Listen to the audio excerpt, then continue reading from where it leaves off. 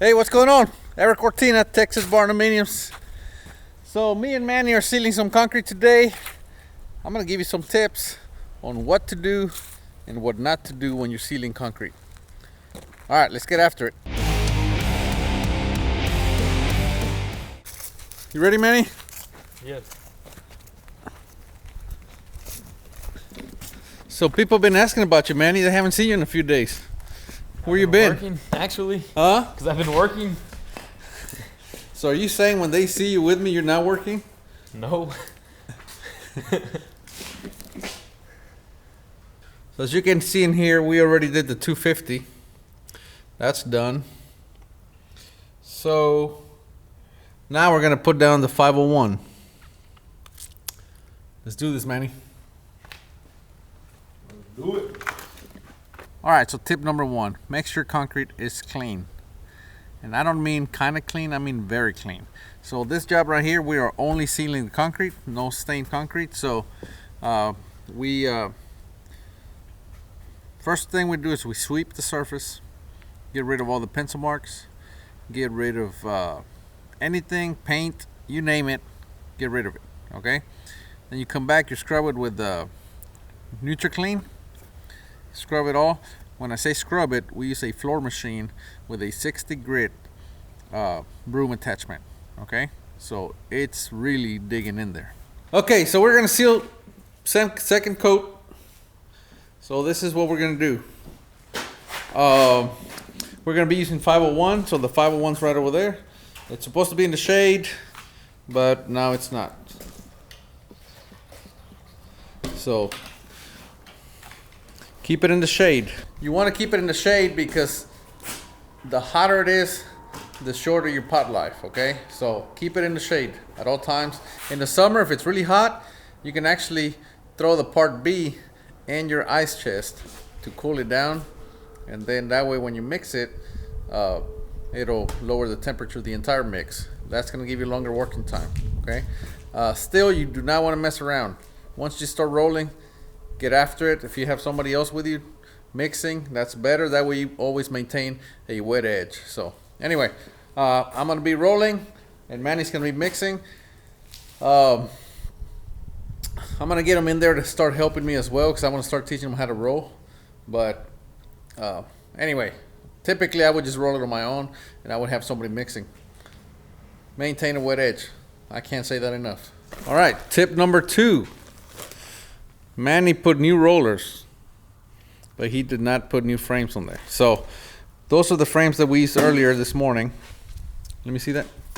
And I will show it right here. You see right here how it has sealer?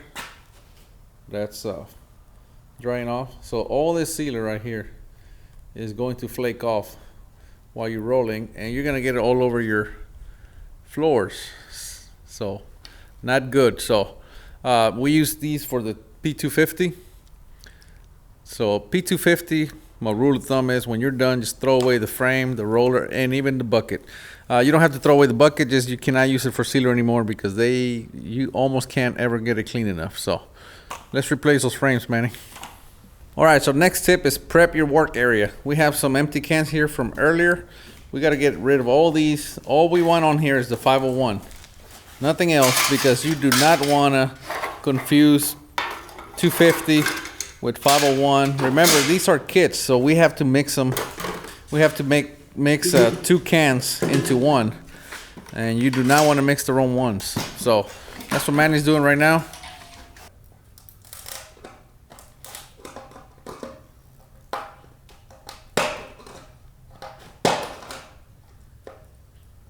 This is not like a normal paint can?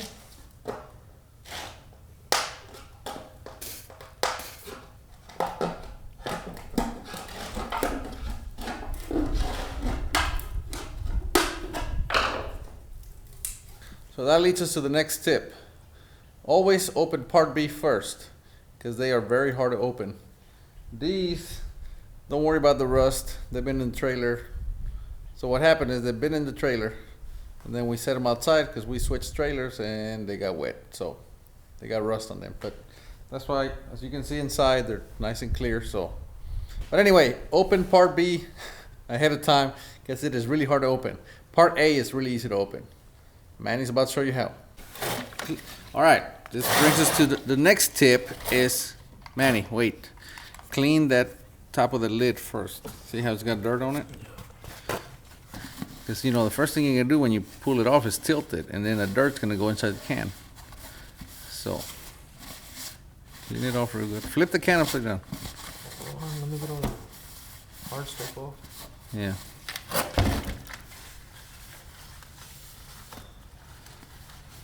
Good. I don't know, just flip it upside down. Make sure there's no dirt. I don't think you know what upside down means. Thank you. All right. Now, open it. So you pull on that tab, and that's it. Just rip it off.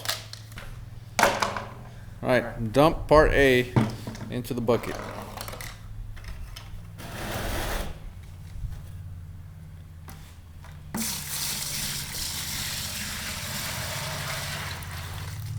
What's next, Manny? Part B.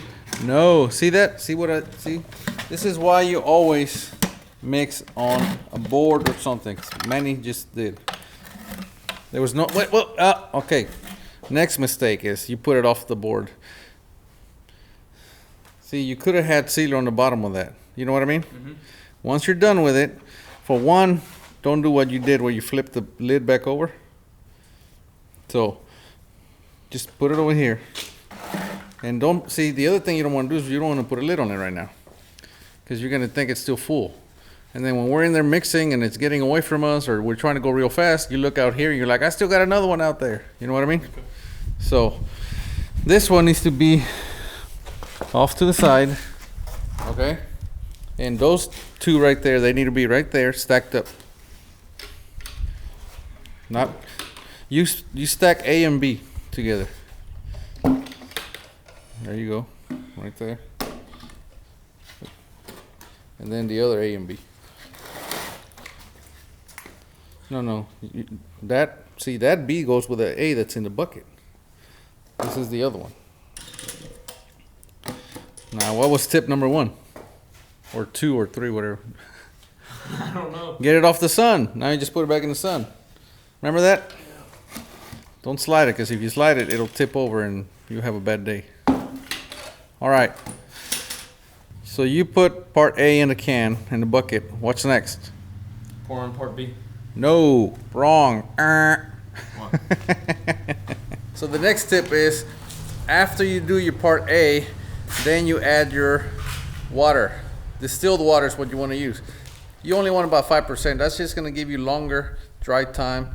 It's going to allow it to self-level a little better and just give you no roller marks, okay? So put 5% distilled water. We're going to use 5% distilled water, okay? For 1.5 gallons. So, well, the kit is 1.5 gallons. So 5% of 1.5 gallons, that's how much water you're going to put in there. So how much is that? That's what I'm trying to figure out. 16 ounces? You're guessing? Yeah. Well, how many ounces in a gallon? How many ounces are in a gallon? Yeah. Ask Google. There you go. You got a measuring cup in front of you. 32 by 4.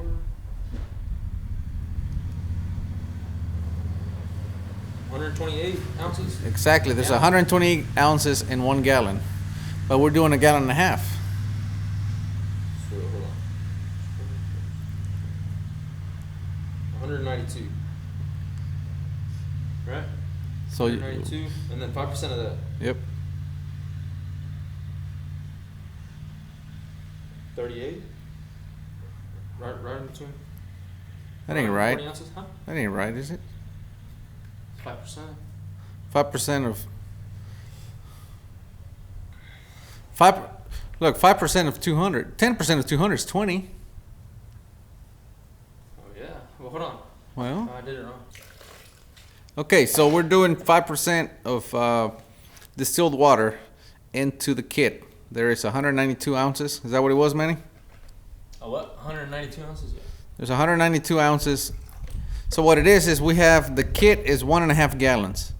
There's 192 ounces in there. 5% is pretty much 10 ounces.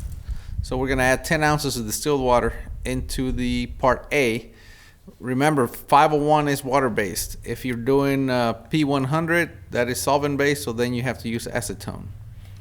Okay, so mix it in there. So you mix the water with the part A. Slow, slow, slow, slow. There you go.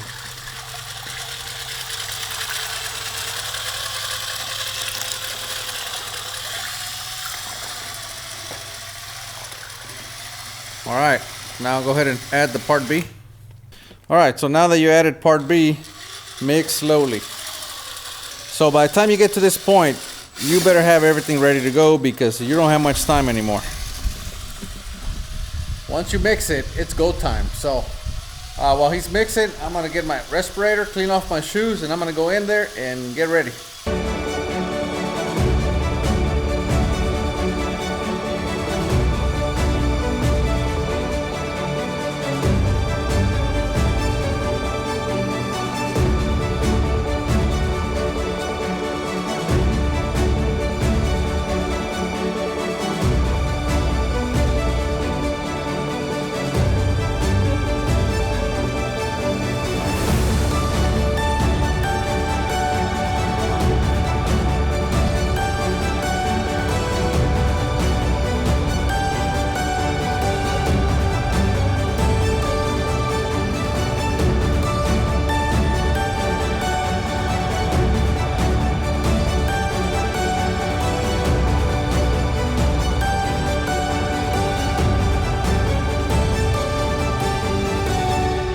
All right, so we just got done rolling.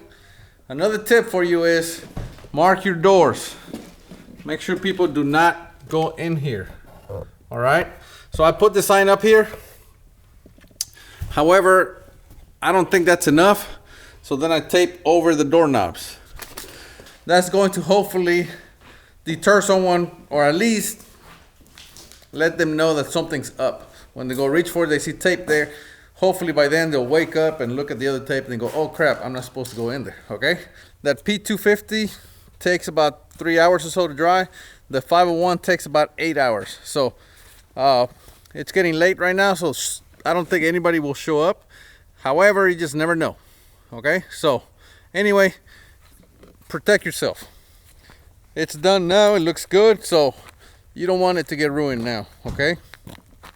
So as you guys see, there's still some stuff left over there to pick up, so all we gotta do is clean up and we get to go home. This barn though, as you guys see, we're ready for stone. We have the SIP system on there. We still need to do soffits. We're gonna do soffits here and under the porches. Stonework. The floors are done, so it's looking pretty good. So this one's a pitch roof. Some of you have asked us if we do that. So yes, we do. This is a 3-on-12 pitch. So anyway, these were just some tips on how to put down 501. As you guys saw, we had put already 250 down. I have other videos on how to do the whole process, so go check them out. If you want me to do another video doing the entire process start to finish, let me know and I'll do it. All right, gotta go. We'll see you next time. We are Texas Barndominiums.